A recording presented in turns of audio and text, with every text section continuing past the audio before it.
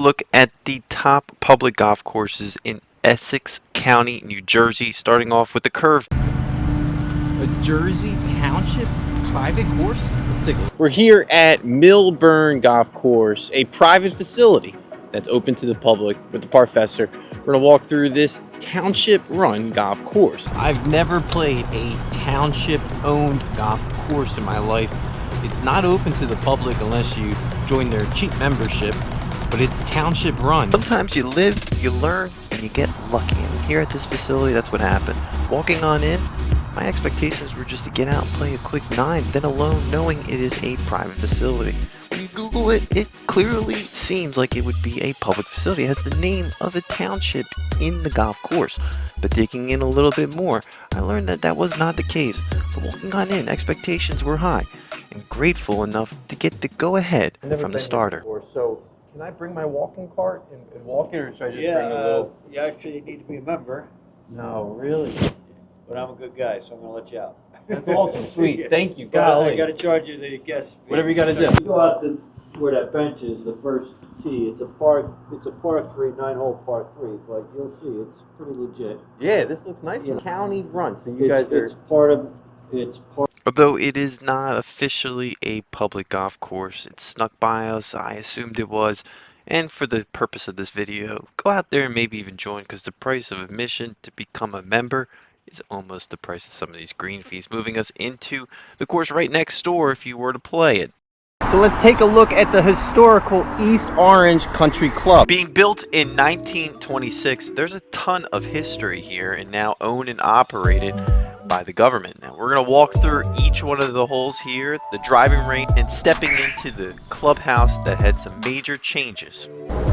We'll even try the food here. So let's take a look at this historical 18-hole golf course. Of these types of stories, you have a mayor whose name is actually on each one of the scorecards because it's affiliated with the township, the city of East Orange. You wouldn't think there's a golf course here, but there is, and it's got a ton of history, a practice facility, state-of-the-art, and also a massive driving range. So feel free to get there a little early, grab some golf balls, and hit a few before you go out to this 18-hole golf course being completed in the 1920s.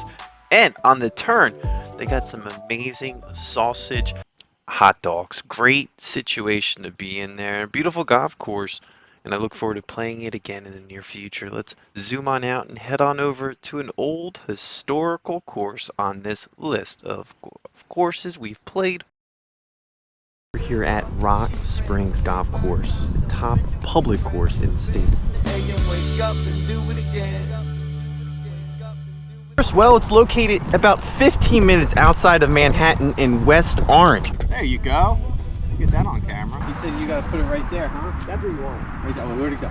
There's water down. Is it really? How about that? You would defer. And a top public golf course for the last 5 years almost, since 2019 when it became public. It was a private course for all this time. You got robbed. I thought I pulled up from here. The course opened its doors in 1925, built and designed by golf architect Seth Raynor. He's built a lot of famous courses. His name's not as popular as Robert Trent Jones, but it's a great public course that was private for almost eternity. Well, it's gonna be a while before I get over there. It's the type of course that really does take pride in its history. Is it in that shit up there? It was purchased by West Orange Township in April of 2019. And ever since then, it's been a public golf course. It was purchased from Montclair Golf Club. So another country club sold it. Nice shot.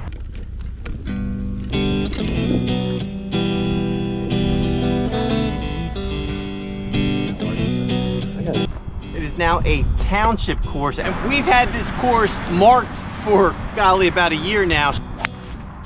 Coming back, baby. And shout out to the Drop Golf Podcast. We're big fans of them. They recommended this as their #1 public golf course, and we had to get out there and play it. It's far for us, so hopefully in the near future we can collaborate and play some golf. Highlight of the course, the New York skyline. Is this a top public golf course in New Jersey?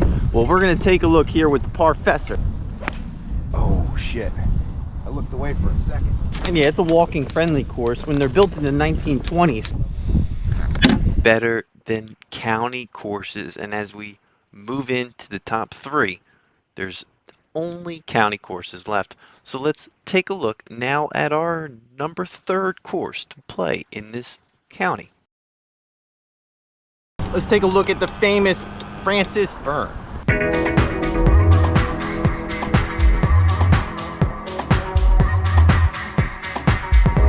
Was originally a private facility. In 1978, the township or the county bought this golf course here, and it's been a public golf course ever since.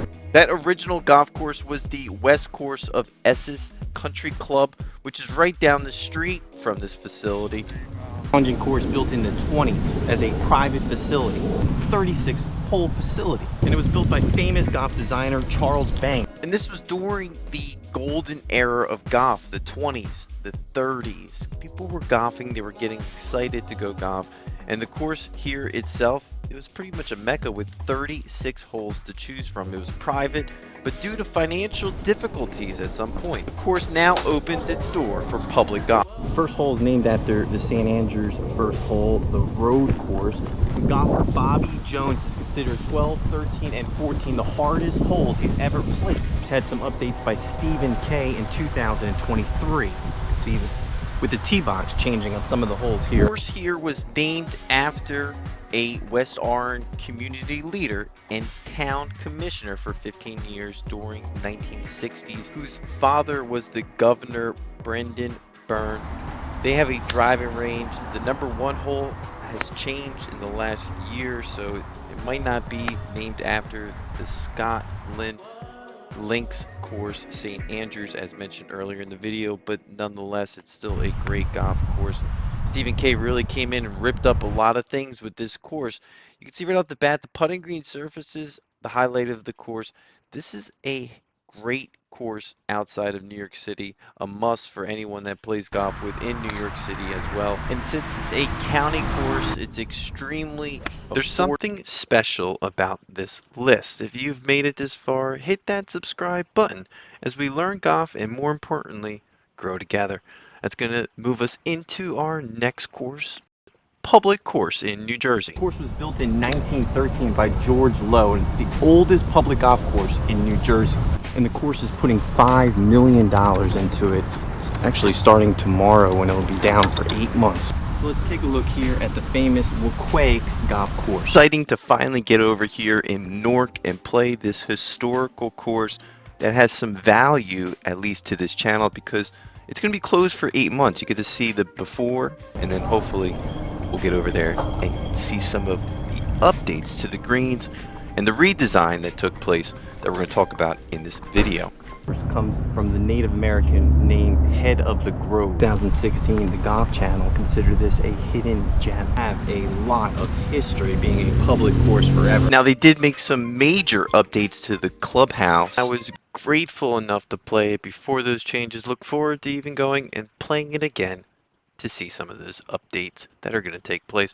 Zooming us now, and very grateful enough to meet the Exciting to get out here, play the course, and learn some of the history. Always somebody who's going to know a lot about the golf course and a lot about the history. In your best interest to get with that person, because you're going to learn a lot. And that's exactly what we did on this golf episode. Visiting a course, but getting a tour with the general manager that oversees all 3 county courses. So let's take a look at the busy Hendricks Fields Golf Course. Hard to find a collection of courses like we have this close to such a big metropolitan area for this cheap. I don't know if you saw, but we literally just last week got put into the top courses under $100. Reached out to you right away. You see First Tee on the websites, and they're offering this much. From here to that tee, then there's another tee over to that green, and then a tee way back there. You look at this, and it's like, this is a public golf course, and the kids have, kids that probably never would have seen a golf course have access to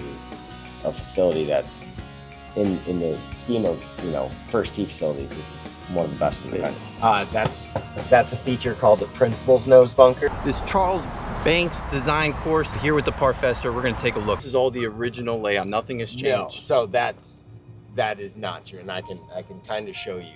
Charles Banks did this course. This is the only public golf course that Charles Banks ever designed. So there are other Charles Banks golf courses that are public now, but they were designed as private golf courses. So I like to, you saw Francis Byrne. Yes. You saw the scale of Francis Byrne. I like to say that this is Banks Light. So everything here is at a third scale, you know, basically of what he did at all of his other golf courses. The banks on the sides of the greens, the depth of the bunkers, the penalty areas. But this is the only public golf course he was ever hired to do. From start to finish. Yes, that was meant to be public. Things called template holes. I'm sure you've heard that said before. Basically, they used them, like we have a bunch of them here, and at Byrne, because it was a Charles Banks, Seth Rayner, and C.B. McDonald thing. But they would take the different types of holes and like put them on all their golf courses, essentially. Okay. So you'll see different variations of like Almost like a blueprint that they could just pop down. Yeah, it was, Interesting. That's exactly what, but I can run through them real quick. So the Alps is a template. The reverse Redan, template. The short, par 3, it's called The Short is the name of the template. Number 11, the railroad hole. Back here was all wooded. You couldn't see that there were train tracks. You couldn't, but you see all the gravel right here.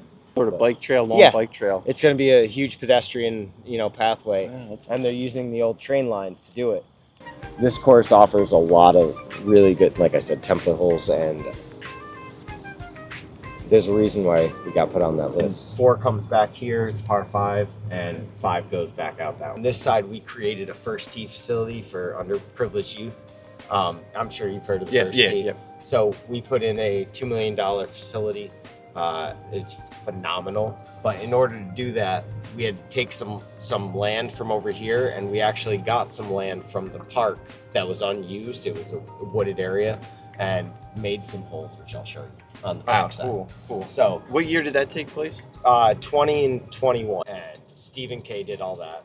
That's when I saw his name. Okay, Yeah, that makes sense. So Stephen K has done all 3 of the golf courses. Is that one contract? Do you know by any No, chance? no, it is not the first tee facility. Oh, this is nice. Yeah. So you can see, like, for kids, like, this is the best. Wow, this is I feel like Tiger Woods' house or something. Yeah, no, it's phenomenal.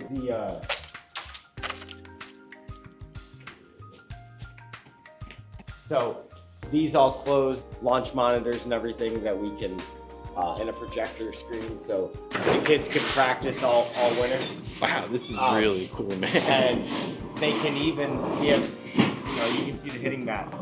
In the winter, when it's snowy, we can put this up and they can hit right out. Dude, this gotta be awesome for a kid to come here and see this. Just to Yeah, see it and no, just be like, it's phenomenal. I want this down the road, But, from our Weequahic facility, Megagane, the girl who plays for Stanford right now is ranked 20 something in the world, I think, in amateur golf, went through that program. So it's happening. It works and it's amazing. Involved in all the reconstructions of the golf courses. Okay. So here, Francis Byrne and now Weequahic, because we've done all 3 of them in the past 5 years. Golly. This one reopened in 21. So Seth Rayner, Charles Banks, C.B. McDonald, they're all a line of architects. C.B. McDonald was first, and then Seth Rayner worked for him, and then Charles Banks worked for Seth Rayner. Original Charles Banks design is pretty awesome. Yeah, hasn't changed much. Yeah, I mean, we made it a little bigger, but we really, in redoing both here and Francis Byrne, tried to stay true to the contouring, and the routing changed too when we redid the golf course because of the first tee. In order to facilitate them doing practice rounds and stuff, we moved. The front used to go across the street, which is now the back, and this used to be the back side. It's called a template hole because they use it. Okay, then I've had heard that So before. Yes. what a Redan is a green on a par 3 that's canted at a 45-degree angle from the tee, guarded front by a bunker. It can either be the traditional Redan is this, where the bunker is front left, green slopes back to front, right to left. So that was the front 9. Now I'm going to take you to the back. Which was the original front. So this used to be the first hole. That makes sense. Yeah. Clubhouse. Right. The only reason we switched it up was so the first tee being over in the corner over there, they can come out like after our in the evening after our last tee time, and they can jump on like 1 and play 1, 2, 3 and end up right back in the facility. You can see this side, it starts to look a little different. It's Wow, this is nice. Oh, there's elevation. Yeah, there is some on this side. The principal's nose isn't a template hole, but a template feature. So that's a Seth Rayner, Charles Banks thing with C.B. McDonald, but it's a big mound with like basically nostrils, so they call it the principal's nose. We designed it from the tee so you can't see this part, like the middle part, so it looks like 2 nostrils, but it's one big bunker that surrounds this mound. But if you get in there, it can be, depending on where you are in the bunker, it can be difficult to, get a good shot out because of the mound. This is nice. Yeah.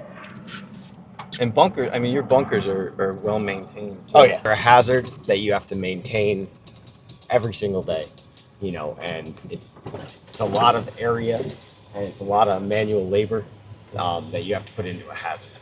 There's no other part of the golf course that's hazard that you would put that much time into. There used to be train tracks right back here. You saw at Francis Byrne, the first hole was called the road hole. Yes. This is called the railroads. And we cleared all the woods all the way back through here. Wow. Extended that hole 150 yards. Put this new par 3 in back here. You had removed a couple of holes on the front, like I told you, for the first tee. This was all wooded beyond, like, the golf course only came to the other side of those. See it, like if you look, Yeah. like, there's That's a bridge. the bridge, right? So that has to be it. Yeah. So the train tracks, they're actually in the process of doing the. You can see all the old railroad spikes. But yeah, this was a bridge for the I'm glad you showed me this. This is the part that I like. Because you play the course, someone plays it, and they're like, "Hey, look at this over here." I think it was Montclair Bergen line or something. Template. Remember, I was talking about the template holes. I can run through them real quick. So the Alps is a template. The reverse Redan template. You're about to see the. You saw it on number 2 at Byrne, the Barrettes. We have the Wee Barrett. This is one of our new holes that we made. This was parkland, or part of the park, but it was all wooded. So this is our Banks Light Barrettes, we call it the Wee Barrettes, and I'll take you right up to the green and show you. Everything's just smaller in scale here, and Yeah, I do see it now. yeah, you see what I mean about the scale. It's just not as deep. It's not as big. When I saw that over at Francis, I couldn't believe how big it was. Yeah. And I don't even think the video gave it justice. No, it doesn't. You can't. Because You this can't. is big. It is. This green is about 11 or 12,000 square feet. Francis Byrne's close to 16, which is a massive green. In terms of greens, That is large. neat looking from here. Yeah. Going to do it for our list. when you If made you all made these it this far, make sure you hit that subscribe button as we learn golf and grow together here with the Parfessor.